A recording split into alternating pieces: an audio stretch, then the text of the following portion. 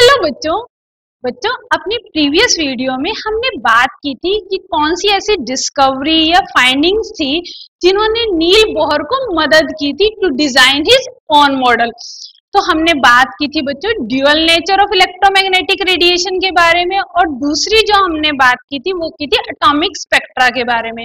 तो आज उसी टाइमलाइन में आगे बढ़ते हुए आज हम बात करेंगे बोहर्स एटॉमिक मॉडल के बारे में। तो बच्चों, नील बोहर ने 1913 में अपना मॉडल दिया जिसे नाम दिया गया बोहर्स एटॉमिक मॉडल। तो बोहर्स मॉडल जो था वो बेस्ड था इन 4 पोस्टुलेट पे। तो 4 पोस्टुलेट में पहला जो पॉइंट था वो डील करता था किसके साथ, मोशन ऑफ इलेक्ट्रॉन के साथ इन स्टेशनरी ऑर्बिट की, उसमें इलेक्ट्रॉन का मोशन कैसे है। दूसरा जो था उन इलेक्ट्रॉन की एनर्जी कैसे है। तीसरा पोस्टुलेट जो बेस था कि उन इलेक्ट्रॉन की एनर्जी में ट्रांजिशन, इलेक्ट्रॉन की एनर्जी में चेंज कब आता है, जब ट्रांजिशन होता है। और चौथा जो मॉडल था वो इस बात पे बेस था कि एंगुलर मोमेंटम जो होती है इलेक्ट्रॉन की वो फिक्स होती है। तो अब हम इनको एक एक करके डिटेल में डिस्कस करेंगे। तो बच्चों, बोहर का जो पहला पोस्टुलेट था वो इस बात के साथ डील करता था कि न्यूक्लियस है, उसके अराउंड बहुत सारे थाउजेंड्स के अराउंड सर्कुलर पाथ पॉसिबल हैं। लेकिन जैसे मैं यहाँ ड्रॉ करूं तो ये न्यूक्लियस है, हम कितने भी सर्कुलर पाथ इसके अराउंड क्या करते हैं, बना सकते हैं। तो बहुत सारे सर्कुलर पाथ बना सकते हैं, जितने चाहे उतने बना सकते हैं। लेकिन उन्होंने कहा कि इलेक्ट्रॉन सिर्फ उन्हीं सर्कुलर पाथ में रिवॉल्व करता है जिनकी एनर्जी क्या होती है, फिक्स होती है। अगर उस पाथ की एनर्जी चेंज होती है तो इलेक्ट्रॉन उसमें रिवॉल्व नहीं करता, वो चूज करता है, वो सिर्फ उन्हीं स्पेसिफिक पाथ में रिवॉल्व करता है जिनकी एनर्जी फिक्स होती है। तो यहाँ जो वो पाथ थे उनको नाम दिया गया था स्टेशनरी स्टेट्स का। स्टेशनरी का बच्चों ये मतलब नहीं है कि इलेक्ट्रॉन स्टेशनरी था, नहीं, इलेक्ट्रॉन स्टेशनरी नहीं था, इलेक्ट्रॉन मूव कर रहा था, लेकिन जो वो पाथ थे उनकी एनर्जी कैसी थी, स्टेशनरी थी। जैसे मैं आपको फॉर एग्जांपल बताऊं भी, हमने अपने घर तक जाना है, हमारे पास 2 और 3 पाथ पॉसिबल है, तो हम वो पाथ चूज करते हैं जो बेस्ट हो। एक रास्ता है बहुत टूटा हुआ है, बहुत कीचड़ा है, आप उस पाथ को फॉलो नहीं करते, आप उस रास्ते से जाते हो जो आपको पता है कि हाँ ये पाथ कैसा है, ये स्टेबल है।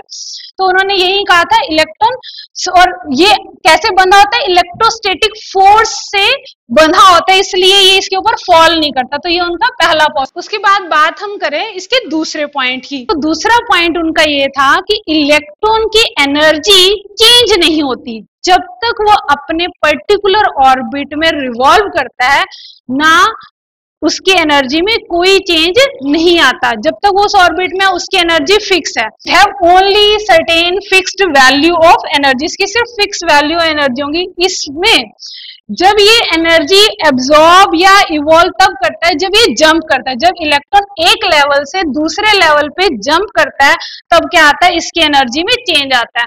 तो अगर ये एब्जॉर्ब करता है तो इलेक्ट्रॉन नीचे से फाइनल ऊपर चला जाता है, तो जो ये ग्राउंड स्टेट से कहाँ चला जाता है, एक्साइटेड स्टेट में। ये इसका इनिशियल स्टेज है, ये इसकी क्या है, फाइनल स्टेज है। तो जब एब्जॉर्ब किया तो इसने जंप किया इनिशियल स्टेज से फाइनल स्टेज में, और फिर इसी तरह से अगर ये वापिस आए तब ये क्या करता है, एनर्जी एमिट करता है। एब्जॉर्ब करेगा तो अप जाएगा, डाउन आएगा तो जो एनर्जी एब्जॉर्ब की थी वो क्या कर देगा, एमिट कर देगा। बट लेकिन जब तक वो अपने पर्टिकुलर लेवल में है तब तक उसकी एनर्जी में कोई चेंज नहीं होता। उसके बाद बात हम आगे करें, जो इसका थर्ड पॉइंट था कि जब ट्रांजिशन होगा तो कितनी एनर्जी रिलीज होगी।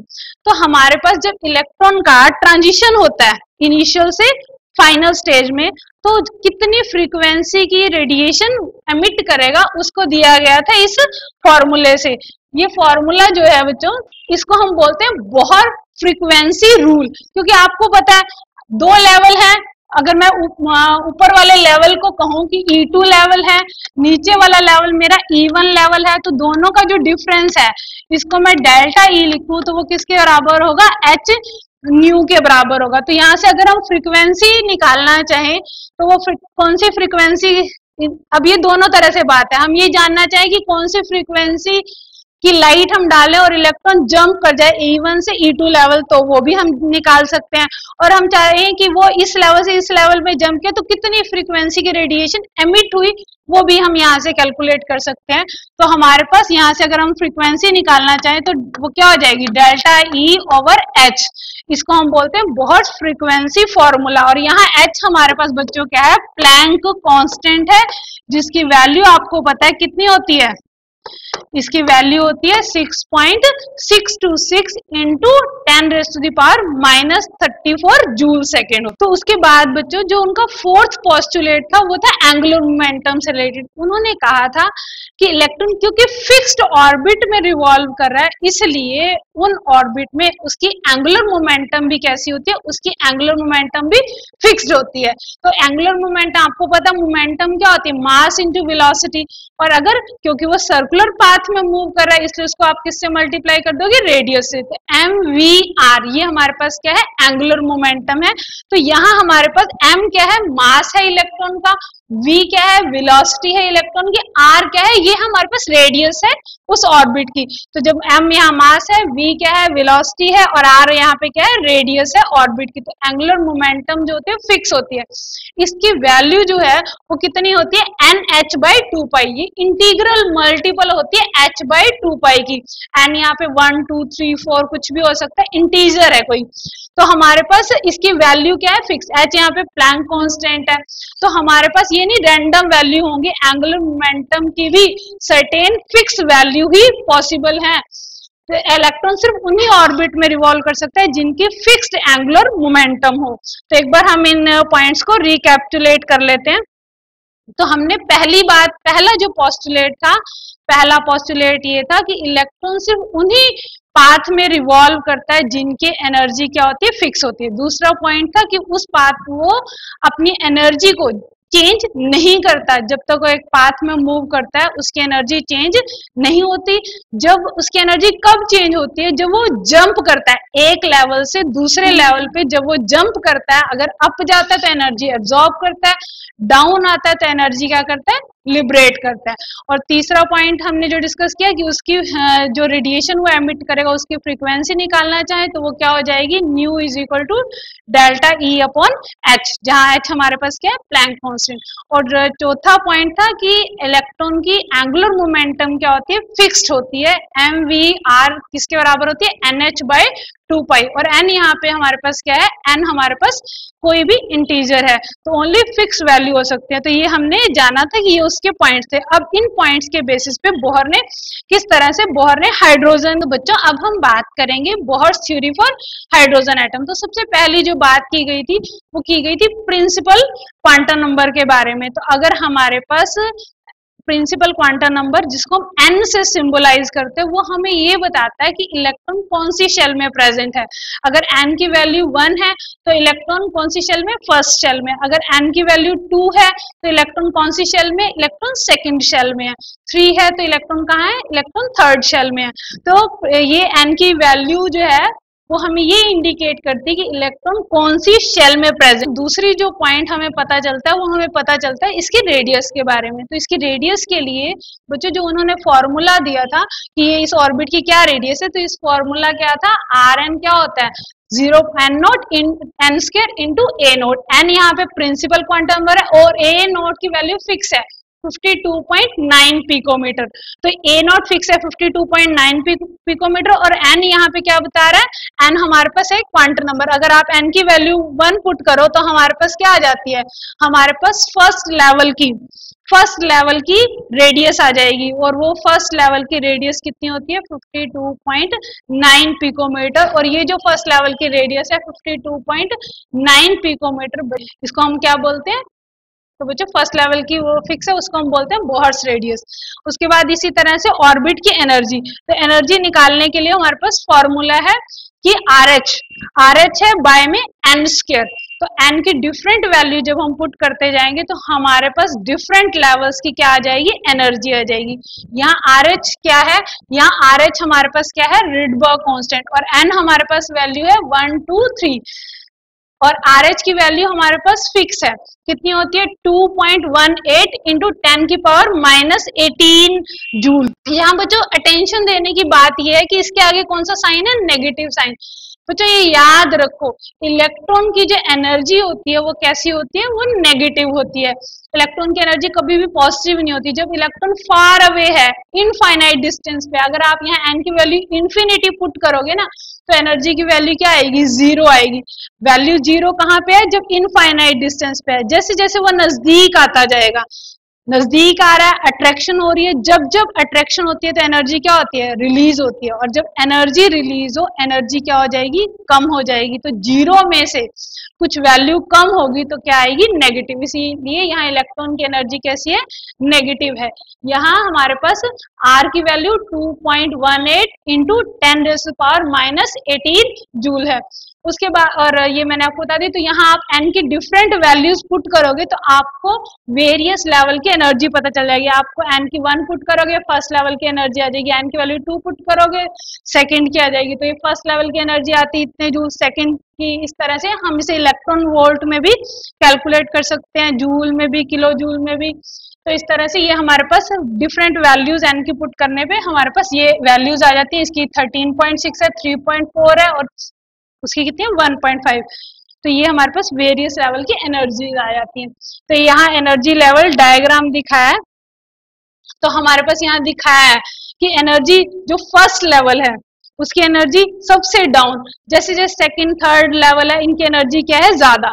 तो जब इलेक्ट्रॉन हायर से लोअर लेवल में जंप करेगा तो वो एनर्जी को क्या करेगा, एमिट करेगा, क्योंकि ऊपर जीरो वैल्यू है, ज्यादा वैल्यू, नीचे वैल्यू क्या हो रही है, कम। जब भी वो ऊपर से नीचे वाले लेवल में जंप करेगा तो एनर्जी को क्या करेगा, एमिट करेगा। तो ये उसका एनर्जी लेवल डायग्राम दिखाया गया। तो ये अभी हम नेक्स्ट हाइड्रोजन के स्पेक्ट्रा की जब एक्सप्लेनेशन डिस्कस करेंगे वहां हम इसको डिटेल में। उसके बाद है इसने और नेक्स्ट जो बात एक्सप्लेन की, इसने hydrogen like particle, hydrogen like particle किसे हम बोलते हैं, उन पार्टिकल को जिनके अंदर एक इलेक्ट्रॉन हो, मतलब हाइड्रोजन के साथ वो आइसो इलेक्ट्रॉनिक हो। आइसो इलेक्ट्रॉनिक मीन्स उनमें इलेक्ट्रॉन तो एक होगा, बाकी हाँ न्यूक्लियस में प्रोटॉन डिफरेंट हो सकता है। न्यूक्लियस में दो, जैसे यहाँ हीलियम की बात करें तो हीलियम का एटॉमिक नंबर 2 है, तो इसके न्यूक्लियस में 2 प्रोटॉन है, लेकिन पॉजिटिव चार्ज मीन्स इसने एक इलेक्ट्रॉन लूज कर दिया, तो इसमें 2 प्रोटॉन है, 1 इलेक्ट्रॉन है। इसी तरह लिथियम की बात करें, इसमें 1 इलेक्ट्रॉन है और हमारे पास इसका न्यूक्लियस पे चार्ज है +3। इसी तरह बेरिलियम है, न्यूक्लियस पे चार्ज है +4, लेकिन इलेक्ट्रॉन इसमें भी क्या है, 1 ही है। तो जिनमें सिंगल इलेक्ट्रॉन था उनका बिहेवियर बिल्कुल उसी तरह से था, सारे फॉर्मूले वैसे ही थे, उनको थोड़ा मॉडिफाई किया गया था। क्यों क्या फर्क आ रहा था, क्योंकि जैसे जैसे चार्ज, यहाँ इलेक्ट्रॉन पे कोई चेंज नहीं आ रहा, इलेक्ट्रॉन 1 ही है, लेकिन न्यूक्लियस का चार्ज बढ़ने की वजह से इलेक्ट्रॉन की अट्रैक्शन बढ़ गई है। इलेक्ट्रॉन की अगर हमारे पास जैसे हीलियम की बात करेंगे, उसके न्यूक्लियस पे 2 पॉजिटिव चार्ज है, तो वो इलेक्ट्रॉन को ज्यादा खींचेगा तो रेडियस कैसी हो जाएगी, छोटी हो जाएगी, और नजदीक आएगा, ज्यादा अट्रैक्शन हुई तो एनर्जी रिलीज हो जाएगी, तो उसकी एनर्जी भी कम होगी और उसकी रेडियस भी कम होगी। तो फॉर्मूला अब हम बात करेंगे किस तरह से उसके फॉर्मूले को मॉडिफाई किया गया था, किसके लिए, हाइड्रोजन लाइक पार्टिकल के लिए। तो बच्चों ये जो फॉर्मूला था वो क्या था तो यहाँ फॉर्मूले में क्या है, Z²। Z यहाँ पे क्या है, इसका एटॉमिक नंबर है, आप वीडियो पॉज करके नोट डाउन कर सकते हो। इसी तरह से रेडियस है, तो रेडियस Rn क्या है, 52.9। यहाँ Z का है बाय में, पहले 52.9 इंटू n² था, अब Z का है बाय में, तो यहाँ पे Z बाय में है और जो एनर्जी वाला फॉर्मूला उसमें मल्टीप्लाई में है Z²।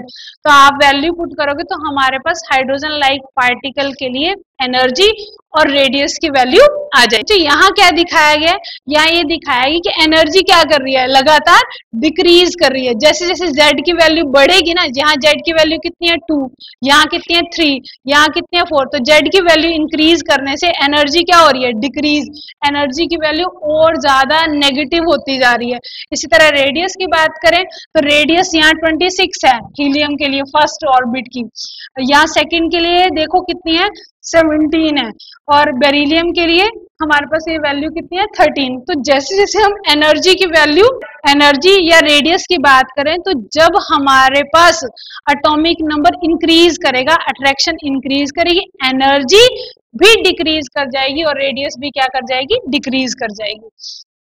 उसके बाद हम बात करेंगे, नेक्स्ट जो हमारी बात है वो है वेलोसिटी ऑफ इलेक्ट्रॉन के बारे में, कि इन ऑर्बिट में इलेक्ट्रॉन की वेलोसिटी कैसे होगी। यहाँ आप देख रहे हो, यहाँ न्यूक्लियस दिखा है हाइड्रोजन का, ये हीलियम है और ये लिथियम है। तो यहाँ हाइड्रोजन में तो एक आइसो इलेक्ट्रॉनिक स्पीसीज है, इलेक्ट्रॉन एक ही है, लेकिन इस केस में अट्रैक्शन कम है, इस केस में अट्रैक्शन ज्यादा है, इस केस में अट्रैक्शन और ज्यादा। तो अट्रैक्शन ज्यादा होने की वजह से वेलोसिटी क्या कर जाएगी, इंक्रीज कर जाएगी। यहाँ इसकी स्पीड ज्यादा है, यहाँ इसकी स्पीड और ज्यादा है। तो जितनी ज्यादा अट्रैक्शन हो उतनी हमारे पास वेलोसिटी क्या करती है, इंक्रीज करते हैं। अगर हम n की वैल्यू बढ़ा दें, अगर हम बात करें पहली शेल में इलेक्ट्रॉन है एक, हम बात करें सेकंड शेल में एक, हम बात करें थर्ड शेल में हमारे पास इलेक्ट्रॉन है, जैसे ये है हमारे पास, ये पहली शेल में इलेक्ट्रॉन है, ये हमारे पास दूसरी शेल में इलेक्ट्रॉन है और ये हमारा तीसरी शेल में इलेक्ट्रॉन है। तो हमारे पास जो इलेक्ट्रॉन न्यूक्लियस के नजदीक है, अट्रैक्शन ज्यादा है, तो यहाँ वेलोसिटी क्या होगी, यहाँ वेलोसिटी ज्यादा होगी। यहाँ थोड़ा दूर हो गया, अट्रैक्शन कम है, वेलोसिटी कम। जितनी अट्रैक्शन कम होगी उतनी वेलोसिटी क्या हो जाती है, कम हो जाती है। तो इसके बाद हम नेक्स्ट वीडियो में इसने क्या क्या प्रॉब्लम्स हमारी सॉल्व कर दी थी और फिर फर्दर हम डिस्कस करेंगे इसकी कौन सी ऐसी लिमिटेशन थी जिसकी वजह से हमें क्वांटम मैकेनिकल मॉडल की जरूरत महसूस हुई। तो नेक्स्ट वीडियो में हम इसकी लिमिटेशंस को और इसने कौन कौन से पॉइंट्स को एक्सप्लेन किया उसको हम डिस्कस करेंगे।